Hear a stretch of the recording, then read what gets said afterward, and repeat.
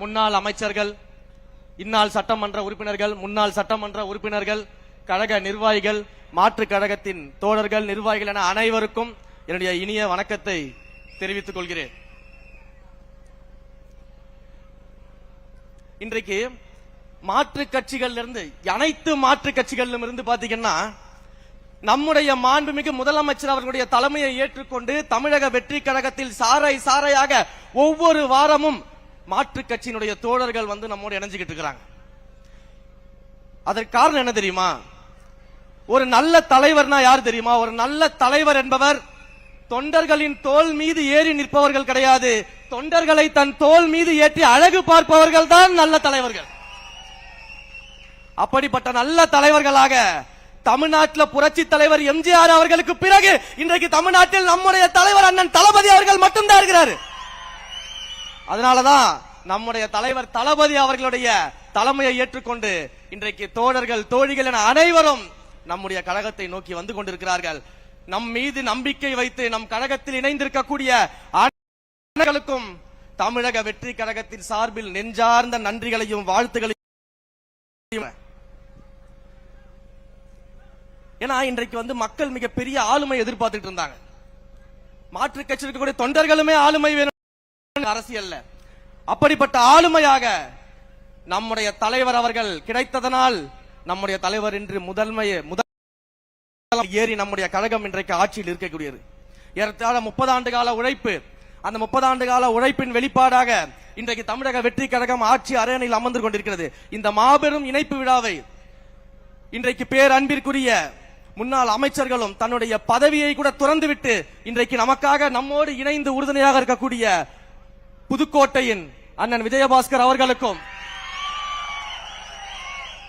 கரூரில் இருந்து வந்திருக்கக்கூடிய அண்ணன் விஜயபாஸ்கர் அவர்களுக்கும் மற்றும் முன்னாள் அமைச்சர்கள், முன்னாள் சட்டமன்ற உறுப்பினர்கள் அனைவருக்கும் என்னுடைய நெஞ்சார்ந்த நன்றிகள். ஏன்னா ஏற்கனவே பாத்தீங்கன்னா புதுக்கோட்டையும் கரூரும் தளபதியோட கோட்டையாக தான் இருந்துச்சு.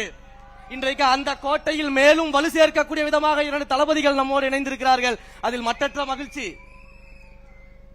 ஏன்னா இதே புதுக்கோட்டையில நாங்க பல்வேறு விழாக்கள்ல கலந்துட்டு இருக்கோம். எலெக்ஷனுக்கு முன்னாடி எத்தனையோ பொதுக்கூட்டங்கள்ல பேசியிருக்கோம். ஏன் அன்பிற்குரிய அண்ணன் விஜயபாஸ்கர் சொன்னது போல அவருடைய அன்பிற்குரிய மாப்பிள்ளை திரு புதுக்கோட்டை பர்வேஸ் அவர்கள் எத்தனையோ பொதுக்கூட்டங்கள்ல, கடைசியா விராலிமலை பொதுக்கூட்டத்தில் கூட கலந்துகிட்டோம்.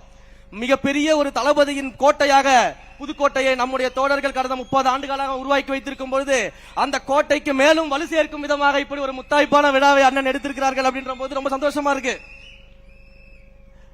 ஆனா தஞ்சாவூரும் கோட்டை தான், திருச்சியும் கோட்டை தான், தமிழ்நாடே இனிமே தளபதி கோட்டை தான். அதான் தமிழ்நாடே தளபதி கோட்டைன்னு சொல்லிட்டேன்.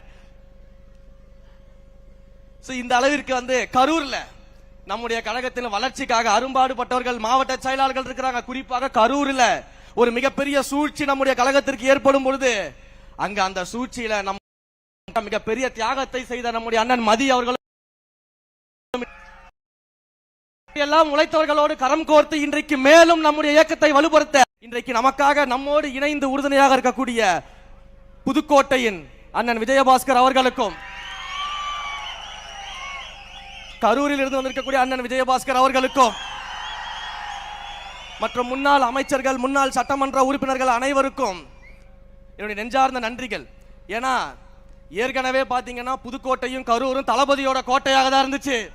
இன்றைக்கு அந்த கோட்டையில் மேலும் வலு சேர்க்கக்கூடிய விதமாக 2 தளபதிகள் நம்மோடு இணைந்திருக்கிறார்கள். அதில் மற்றற்ற மகிழ்ச்சி. ஏன்னா இதே புதுக்கோட்டையில நாங்க பல்வேறு விழாக்கள்ல கலந்துட்டு இருக்கோம். எலெக்ஷனுக்கு முன்னாடி எத்தனையோ பொதுக்கூட்டங்கள்ல பேசியிருக்கோம். ஏன் அன்பிற்குரிய அண்ணன் விஜயபாஸ்கர் சொன்னது போல அவருடைய அன்பிற்குரிய மாப்பிள்ளை திரு புதுக்கோட்டை பர்வேஸ் அவர்கள் எத்தனையோ பொதுக்கூட்டங்கள்ல, கடைசியா விராலிமலை பொதுக்கூட்டத்தில் கூட கலந்துகிட்டோம்.